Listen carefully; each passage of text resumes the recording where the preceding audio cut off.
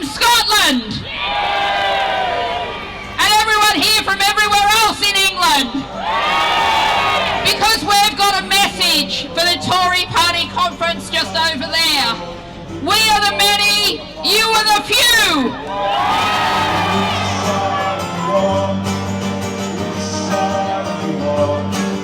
This is probably one of the biggest rally ever Manchester's seen. We're gathered here today to mourn the passing of our NHS, the passing of our welfare, the passing of our human rights, the passing of disabled people's rights, the passing of our education. We're here to mourn the damage done to them by the government. Sure Start centres, support workers, education support, everything like that. Cuts to mental health are drastic.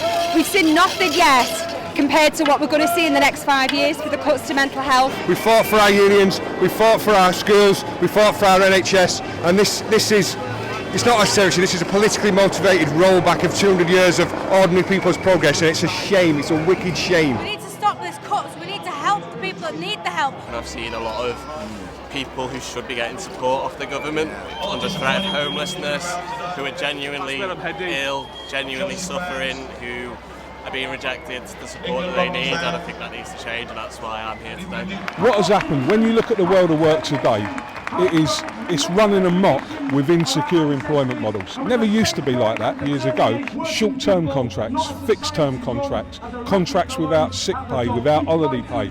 This has been a major shift, separate from the economic crisis, that has been deliberately done to make sure that workers are paid always the lowest possible rate. And we've got to change that. We're just Labour supporters at heart who have been through the mill with Blair, and we're anti-war, we're anti-Trident, and we're also hoping for a better future. It's a completely different world now, and one where I think there's an enormous amount of hope. Every time that I saw people attacking Jeremy Corbyn, I had a really strong vibe, a strong feeling that it was actually having the complete opposite effect, because the guy talks with so much compassion.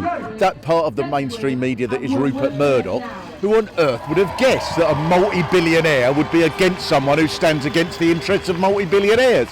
It's a puzzle, isn't it? All of a sudden, people like the Murdoch press have deliberately shaped this over many, many years, where the centre ground of British politics has moved to the right. A good example of this is I talk to mainstream media and say renationalise the railways, and they go, oh, that's a radical policy.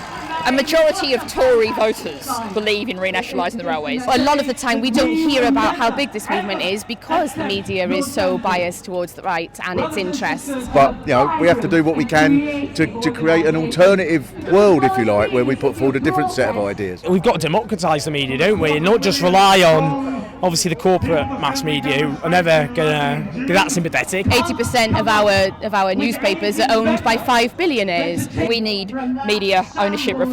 We back the proposals from the Media Reform Coalition to say no one should own more than 15% of any media, the overall media market. You know, of course, organisations like yours, everyone here with a smartphone, everyone now can be, get the word out. And indeed, we saw that happen here with large numbers of people weren't allowed into here, even though there was plenty of space. Quite a bit of tweeting and phoning went on, and we got more people in. First lie is that Labour overspent on public services. Second lie is the deficit was at such a crisis point that something needed doing drastically. And the third lie is that austerity will reduce the deficit. All three lies have been blown out the water by facts, so we're here to bring the truth to the streets.